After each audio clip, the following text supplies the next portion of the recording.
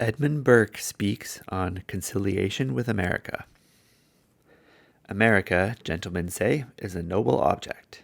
It is an object well worth fighting for. Certainly it is, if fighting a people be the best way of gaining them. Gentlemen, in this respect, will be led to their choice of means by their complexions and their habits. Those who understand the military art will, of course, have some predilection for it. Those who wield the thunder of the state may have more confidence in the efficacy of arms. But I confess, possibly for want of this knowledge, my opinion is much more in favor of prudent management than of force. Considering force not as an odious but a feeble instrument for preserving a people so numerous, so active, so growing, so spirited as this, in a profitable and subordinate connection with us. First, sir, permit me to observe that the use of force alone is but temporary. It may subdue for a moment, but it does not remove the necessity of subduing again, and a nation is not governed which is perpetually to be conquered. My next objection is its uncertainty. Terror is not always the effect of force, and an armament is not a victory. If you do not succeed, you are without resource, for, conciliation failing, force remains, but force failing, no further hope of reconciliation is left. Power and authority are sometimes bought by kindness, but they can never be begged as alms by an impoverished and defeated violence. A further objection to force is that you impair the object by your very endeavors to preserve it. The thing you fought for is not the thing which you recover, but depreciated, sunk, wasted, and consumed in the contest. Nothing less will content me than whole America. I do not choose to consume its strength along with our own, because in all parts it is the British strength that I consume. I do not choose to be caught by a foreign enemy at the end of this exhausting conflict, and still less in the midst of it. I may escape, but I can make no assurance against such an event. Let me add that I do not choose wholly to break the American spirit, because it is the spirit that has made the country. Lastly, we have no sort of experience in favor of force as an instrument in the rule of our colonies. Their growth and their utility have been owing to methods altogether different. Our ancient indulgence has been said to be pursued to a fault. It may be so, but we know, if feeling is evidence, that our fault was more tolerable than our attempt to mend it, and our sin far more salutary than our penitence. These, sir, are my reasons for not entertaining that high opinion of untried force by which many gentlemen, for whose sentiments in other particulars I have great respect, seem to be so greatly captivated. But there is still behind a third consideration concerning this object, which serves to determine my opinion on the sort of policy which ought to be pursued in the management of America, even more than its population and its commerce. I mean its temper and character. In this character of the Americans, a love of freedom is the predominating feature which marks and distinguishes the whole. And, as an ardent and always a jealous affection, your colonies become suspicious, restive, and untraceable, whenever they see the least attempt to wrest from them by force, or shuffle them by chicane, what they think the only advantage worth living for. This fierce spirit of liberty is stronger in the English colonies, probably, than in any other people of the earth, and this from a variety of powerful causes, which, to understand the true temper of their minds, and the direction which the spirit takes, it will not be amiss to lay open somewhat more largely. The people of the colonies are descendants of Englishmen. England, sir, is a nation which still, I hope, respects, and formerly adored, her freedom. The colonists emigrated from you, and this part of your character was most predominant, and they took this bias and direction the moment they parted from your hands. They are, therefore, not only devoted to liberty, but to liberty according to English ideas and on English principles. Abstract liberty, like other mere abstractions, is not to be found. Liberty inheres in some sensible object, and every nation has formed to itself some favorite point which, by way of eminence, becomes the criterion of their happiness. Perhaps a more smooth and accommodating spirit of freedom in them would be more acceptable to us. Perhaps ideas of liberty might be desired, more reconcilable with an arbitrary and boundless authority. Perhaps we might wish the colonists to be persuaded that their liberty is more secure when held in trust for them by us, as guardians during a perpetual minority, than with any part of it in their own hands. But the question is not whether their spirit deserves praise or blame. What, in the name of God, shall we do with it? You have before you the object, such as it is, with all its glories, with all its imperfections on its head. You see the magnitude, the importance, the temper, the habits, the disorders. By all these considerations, we are strongly urged to determine something concerning it. We are called upon to fix some rule and line for our future conduct which may give a little stability to our politics, and prevent the return of such unhappy deliberations as the present. Every such return will bring the matter before us in a still more untraceable form. For what astonishing and incredible things have we not seen already? What monsters have not been generated from this unnatural contention? We are indeed, in all disputes with the colonies, by the necessity of things, the judge. It is true, sir, but I confess that the character of judge in my own cause is a thing that frightens me. Instead of filling me with pride, I am exceedingly humbled by it. I cannot proceed with a stern, assured, judicial confidence until I find myself in something more like a judicial character.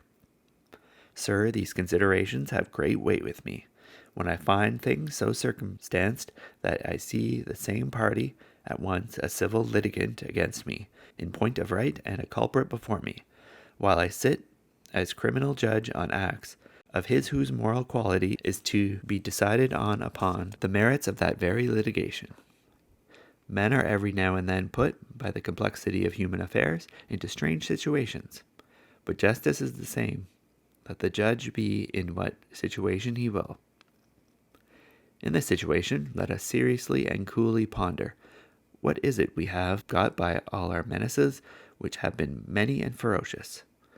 What advantage have we derived from the penal laws we have passed, and which, for the time, have been severe and numerous?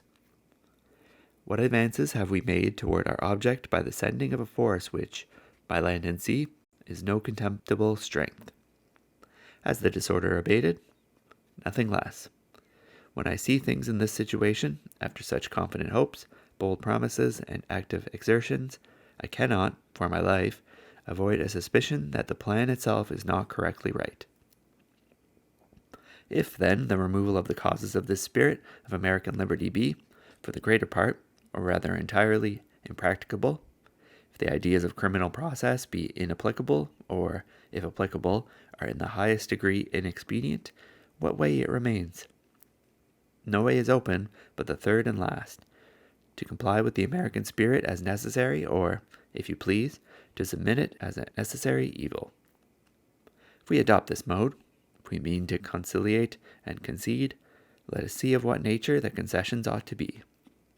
To ascertain the nature of our concessions, we must look at their complaint. The colonies complain that they have not the characteristic mark and seal of British freedom. They complain that they are taxed in Parliament in which they are not represented. If you mean to satisfy them at all, you must satisfy them with regard to this complaint. If you mean to please any people, you must give them the boon which they ask. Not what you may think better for them, but of a kind totally different. Such is steadfastly my opinion of the absolute necessity of keeping up the concord of this empire by a unity of spirit, though in a diversity of operations, that, if I were sure the colonists had, at their leaving this country, sealed a regular compact of servitude, that they had solemnly abjured all the rights of citizens, that they had made a vow to renounce all ideas of liberty, for them and their posterity to all generations. Yet I should hold myself obliged to conform to the temper I found universally prevalent in my own day, and to govern 2 millions of men, impatient of servitude, on the principles of freedom. I am not determining a point of law. I am restoring tranquility, and the general character and situation of a people must determine what sort of government is fitted for them. That point nothing else can or ought to determine. My idea, therefore, without considering whether we yield as matter of right or grant as matter of favor, is to admit the people of our colonies into an interest in the Constitution, and by recording that admission in the journals of Parliament, to give them as strong an assurance as the nature of the thing will admit, that we mean forever to adhere to that solemn declaration of systemic indulgence. The Americans will have no interest contrary to the grandeur and glory of England, when they are not oppressed by the weight of it, and they will rather be inclined to respect the acts of its superintending legislature, when they see the acts of that power which is itself the security, not the rival, of their secondary importance. In this assurance my mind most perfectly acquiesces, and I confess I feel not the least alarm from the discontents which are to arise from putting people at their ease. Nor do I apprehend the destruction of this empire from giving, by an act of free grace and indulgence, to 2 millions of my fellow citizens some share of those rights upon which I have always been taught to value myself. A revenue from America transmitted hither. Do not delude yourselves. You never can receive it. No, not a shilling. We have experienced that from remote countries. It is not to be expected. If, when you attempted to extract revenue from Bengal, you were obliged to return in loan what you had taken in imposition, what can you expect from North America? For, certainly, if ever there was a country qualified to produce wealth, it is India, or an institution fit for the transmission, it is the East India Company. America has none of these aptitudes. If America gives you taxable objects on which you lay your duties here, and it gives you at the same time a surplus by a foreign sale of her commodities to pay the duties on these objects on which you lay your duties here, and gives you, at the same time, a surplus by a foreign sale of her commodities to pay the duties on these objects which you tax at home, she has performed her part to the British revenue. But with regard to her own internal establishments, she may, I doubt not she will, contribute in moderation. I say in moderation, for she ought not to be permitted to exhaust herself. She ought to be reserved to a war, the weight of which, with the enemies that we are most likely to have, must be considerable in her quarter of the globe. There she may serve you, and serve you essentially. For that service, for all service, whether of revenue, trade, or empire, my trust is in her interest in the British Constitution. My hold of the colonies is in the close affection which grows from common names, from kindred blood, from similar privileges, and equal protection. These are ties which, though light as air, are as strong as links of iron. Let the colonies always keep the idea of their civil rights associated with your government. They will cling and grapple to you, and no force under heaven will be of power to tear them from their allegiance. But let it be once understood that your government may be one thing, and their privileges another, that these two things may exist without any mutual relation. The cement is gone, the cohesion is loosened, and everything hastens to decay and dissolution. As long as you have the wisdom to keep the sovereign authority of this country as the sanctuary of liberty, the sacred temple consecrated to our common faith, wherever the chosen race and sons of England worship freedom, they will turn their faces toward you. The more they multiply, the more friends you will have. The more ardently they love liberty, the more perfect will be their obedience. Slavery they can have anywhere. It is a weed that grows in every soil.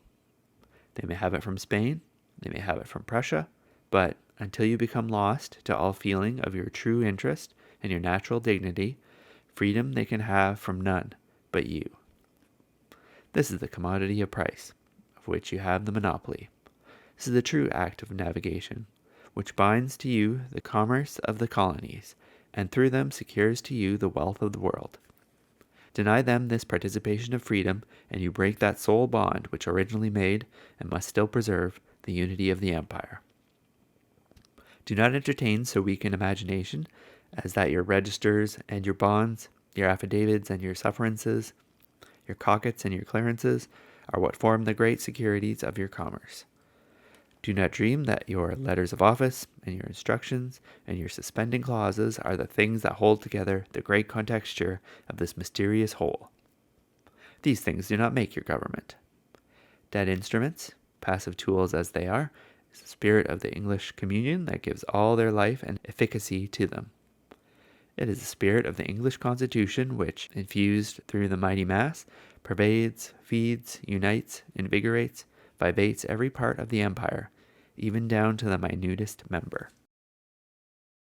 Is it not the same virtue which does everything for us here in England? Do you imagine, then, that this is the land tax which raises your revenue, that it is the annual vote in the Committee of Supply which gives you and your army, or that it is the Mutiny Bill which inspires it with bravery and discipline?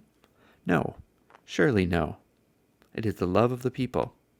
It is their attachment to their government, from the sense of the deep stake they have in such a glorious institution, which gives you and your army and your navy, and infuses into both that liberal obedience without which your army would be a base rabble, and your navy nothing but rotten timber. All this, I know well enough, will sound wild and chimerical to the profane herd of these vulgar and mechanical politicians, who have no place among us. Sort of people who think that nothing exists but what is gross and material, and who, therefore, far from being qualified to be directors of the great movement of the empire, are not fit to turn a wheel in the machine. But to men truly initiated and rightly taught, these ruling and master principles, which, in the opinion of such men as I have mentioned, have no substantial existence, are in truth everything and all in all. Magnanimity in politics is not seldom and the truest wisdom, and a great empire and little minds go ill together. If we are conscious of our situation, and glow with zeal to fill our place as becomes our station and ourselves, we ought to auspicate all our public proceeding on America with the old warning of the Church, sursum corda. We ought to elevate our minds to the greatness of that trust to which the order of Providence has called us. By adverting to the dignity of this high calling, our ancestors have turned a savage wilderness into a glorious empire, and have made the most extensive and the only honorable conquests, not by destroying, but by promoting the wealth, the number, the happiness of the human race. Let us get an American revenue as we have got an American empire. English privileges have made it all that it is.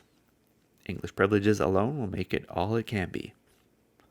In full confidence of this unalterable truth, I now, quax felix posthumoque, sit, lay the first stone in the temple of peace, and I move you, that the colonies and plantations of Great Britain and North America, consisting of 14 separate governments, and containing 2 millions and upwards of free inhabitants, have not had the liberty and privilege of electing and sending any knights and burgesses, or others, to represent them in the High Court of Parliament,